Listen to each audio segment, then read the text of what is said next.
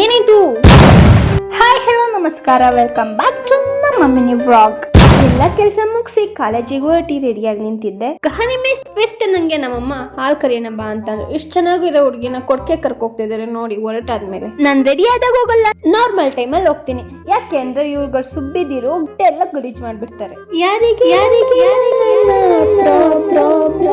ಅಂತ ಹೇಳ್ಕೊ ಬರ್ತಿದ್ರೆ ನನ್ ಕೈಯಲ್ಲಿ ದಾಲೆಲ್ಲ ಚೆಲ್ಲೋಯ್ತು. ಮತ್ತೊಳಿಗೆ ಹೋಗಿ ರೀಫಿಲ್ ಮಾಡ್ಕೊ ಬಂದು ಅವ್ರ ಮನೆಗೆ ಕೊಟ್ಬಿಟ್ಟು ಬಂದೆ. ಏನೋ ಹೇಳ್ತಾರಲ್ಲ, ನಿನ್ ನಸೀಬೆ ಚೆನ್ನಾಗಿಲ್ಲ, ಹಂಗಾಗೋಗಿತ್ತು ನನ್ ಪರಿಸ್ಥಿತಿ. ಬಟ್ ಅದನ್ನ ಮೋಟಿವೇಟ್ ಮಾಡ್ಕೊತೀನಿ.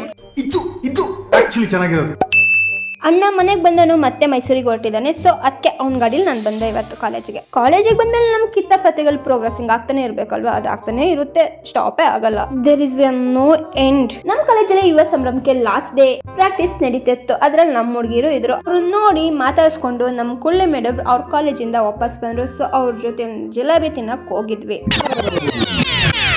ಇದಿಷ್ಟು ಒಂದಿನದಾಗಿದ್ದು. ಇದು ನೆಕ್ಸ್ಟ್ ವಿಡಿಯೋ. ಯುವ ಸಂಭ್ರಮಕ್ಕೆ ನಮ್ಮ ಹುಡುಗಿರು ಹೋಗ್ತಾ ಇದ್ರು, ಅದಕ್ಕೆ ತಯಾರಿ ನಡೆಸ್ತಿದ್ರು. ಅವ್ರ ಜೊತೆ ಸ್ವಲ್ಪ ಹೊತ್ತು ಮಾತಾಡಿ ಸೇಫ್ ಆಗಿ ಹೋಗಿ ಡ್ಯಾನ್ಸ್ ಚೆನ್ನಾಗಿ ಮಾಡಿ ರಿಟರ್ನ್ ಬನ್ನಿ ಅಂತ ಹೇಳ್ಬಿಟ್ಟು ಬಾಯ್ ಮಾಡಿ ಬಂದೆ. ಕ್ಲಾಸ್ ಎಲ್ಲ ಮುಗಿಸ್ಕೊಂಡು ರಿಟರ್ನ್ ಬಂದೆ. ಯಾಕೆ ಈ ತರ ಬ್ಲಾಕ್ ಆಗಿದೆ ಅಂತ ಅನ್ಕೋತಿದ್ದೆ ನಾನು. ಆಮೇಲೆ ನಂಗೆ ಗೊತ್ತಾಯ್ತು ಇದಕ್ಕೆಲ್ಲ ಕಾರಣ ಇದೆ ಅಂತ.